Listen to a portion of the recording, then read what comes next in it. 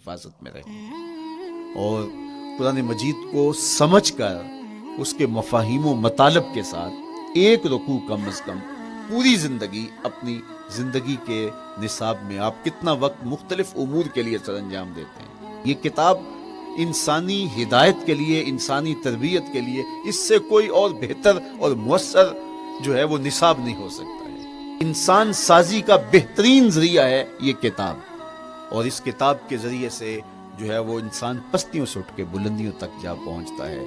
اقبال نے تو کہا کہ گر تمی خواہی مسلمان زیستن نیست ممکن جز بقرآن زیستن. اگر تو مسلمان بن کے جینا چاہتا ہے تو قرآن کے بغیر ایک قدم بھی نہیں چل سکتا. تو آگے چل کے اسی نظم میں کہا کہ فاش می گوئم آنکھ در دل مزمرست این کتابیں نیست چیزیں دیگرست. اگر میں کھل کے بیان کر دوں جو میرے سینے میں چھپا ہے تو میں تجھے بتا دوں کھل کے یہ کتاب نہیں، یہ کوئی اور ہی شے ہے. کن لوگوں کو کہاں سے اٹھایا اور یہ کتاب کہاں تک لے گئی، جو باہمی جنگ و جدل میں الجھے ہوئے تھے اور حرف شناس بھی نہیں تھے، جو سواد آشنا بھی نہیں تھے.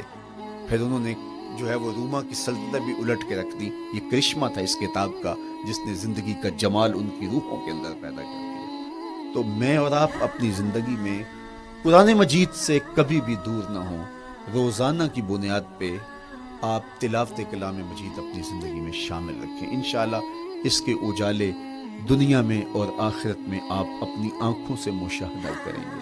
حضرت امام احمد بن حنبل فرماتے ہیں میں نے رب سے کہا کہ مجھے اپنا قرب عطا کر. آواز آئی میرا قرب چاہتے ہو تو قرآن پڑھا کرو. یہ رب کی قربت کی بھی ضمانت ہے اور ضبط نفس اور باطن کی تربیت کا بھی ذریعہ ہے. اچھا، دوسری بات والاقتداء بسنت رسول اللہ صلی اللہ علیہ وآلہ وسلم.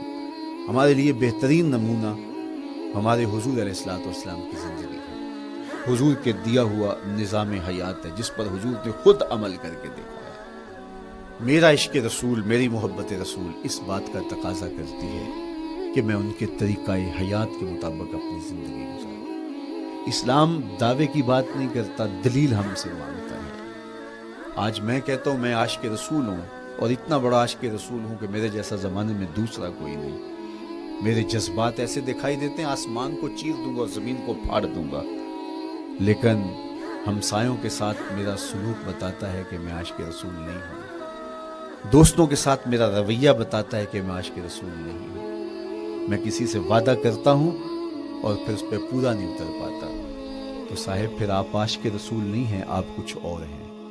عشق رسول تو یہ ہے کہ میرے محبوب علیہ السلام نے کسی سے عہد کیا ہے کہ تمہارے آنے تک میں یہاں کھڑا ہوں، اور وہ جا کے بھول جاتا ہے اور میرے حضور 3 دن وہاں منتظر رہتے. وہ اچانک گزرا اور دیکھا تو حضور علیہ السلام کھڑے ہیں تو خود پریشان ہوا. صرف اتنی بات اسے کہی، صاحب تو نے مجھے مشکل میں ڈال دیا، تو نے مجھے مشقت میں ڈال دیا. عہد کیا ہے تو پھر اس کی پاسداری نبھا کے دکھائی.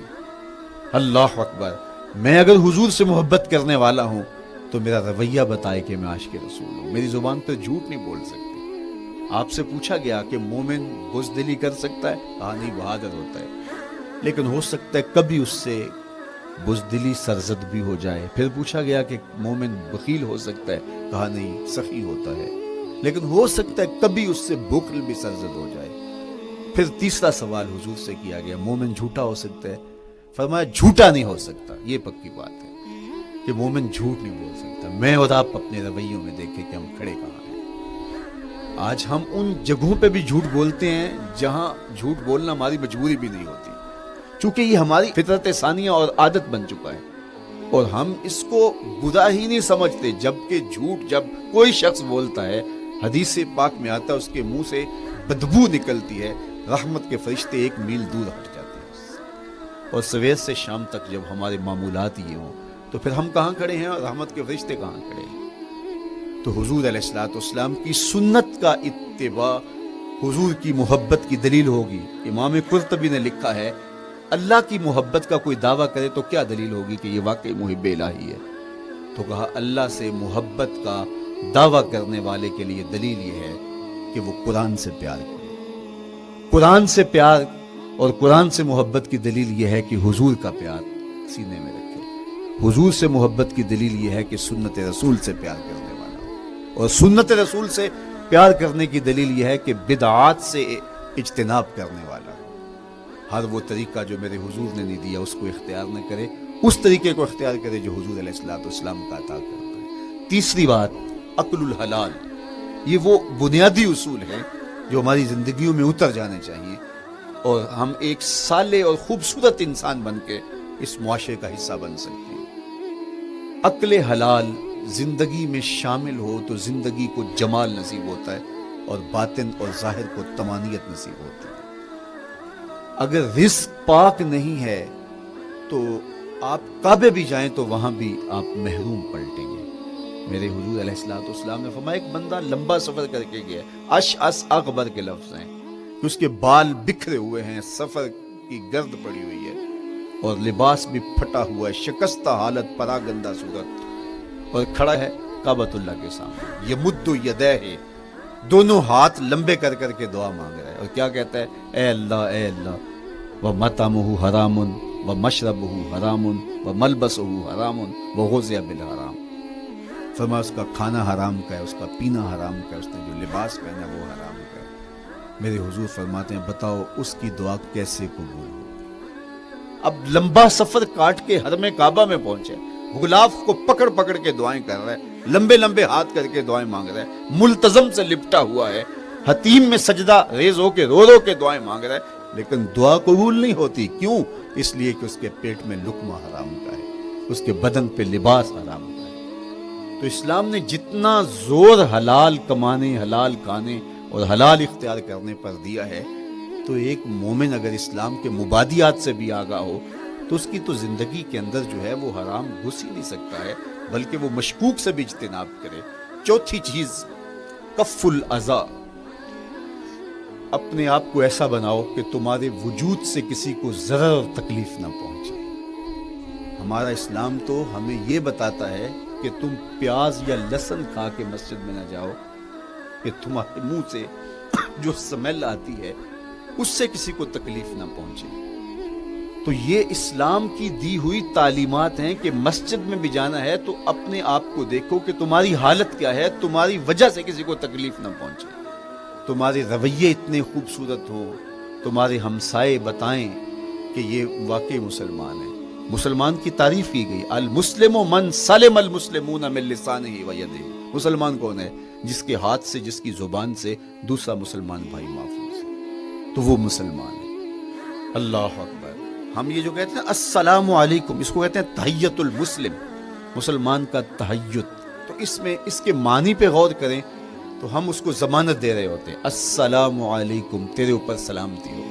تو ہم اپنی جانب سے اسے ضمانت دیتے ہیں، میرے بھائی میری طرف سے تیری عزت، تیری جان، تیری آبرو سلامت ہے، اب میری جانب سے تو پریشان نہیں ہونا، میں تجھے سلامتی کی ضمانت دیتا ہوں۔ اور وہ آگے سے کیا کہتا ہے؟ وعلیکم السلام، میرے بھائی پھر میری جانب سے بھی تیرا سب کچھ محفوظ ہے۔ اگر سلام کا مفہوم اچھی طرح ہماری روحوں میں اتر جائے تو پھر ایسا ہو نہیں سکتا کہ ہم جس کو السلام علیکم کہہ دیں پھر اس سے ہم دھوکہ کریں یا اس کی آبرو پہ حملہ آور ہوں یا اس کے مال پہ حملہ آور ہو جب السلام علیکم کہہ دیا۔ چونکہ جو ہمیں لفظ بولنے کے لیے کہا گئے اس کے پیچھے فلسفہ لفظ ہوگا۔ یہ پھول ہیں، ان کو دیکھ کر سبحان اللہ کہنے کا کہا گیا ہے، پہاڑوں کو دیکھ کے اللہ اکبر کہنے کا کہا گیا ہے۔ پہاڑوں کو دیکھ کے سبحان اللہ کہہ دیں اور پھولوں کو دیکھ کے اللہ اکبر کہہ دیں، ایسا کیوں نہیں کہہ دیتے؟ لیکن نہیں، اس لیے کہ جب پہاڑوں کو دیکھتے ہیں تو دل میں ان کی ہیبت پیدا ہوتی ہے۔ اتنے بڑے پہاڑ، سمندر کو دیکھتے ہیں تو اس کی ہیبت پیدا ہوتی ہے، اتنا بڑا سمندر تا حد نظر پھیلا ہوا، تو جب اس کی بڑائی پیدا ہونے لگتی ہے تو فوراً پلٹایا گیا اللہ کی بڑائی کی طرف اور کہا بول اللہ اکبر، یہ نہیں میرا اللہ بڑا ہے۔ اور پھول کو جب دیکھا تو اس کی لطافت کی طرف الجھنے لگے، کتنا خوبصورت ہے، درزوں میں کیسے خوشبو بسی ہوئی ہے، کیسے رنگ ہیں، کیسے جمال ہیں، اللہ اکبر۔ وہ کیا کسی نے کہا تھا نا کہ درزوں کی لطافت میں خوشبو نے اماں پائی، گل چیرنے والے نے کس شان سے چیرا ہے۔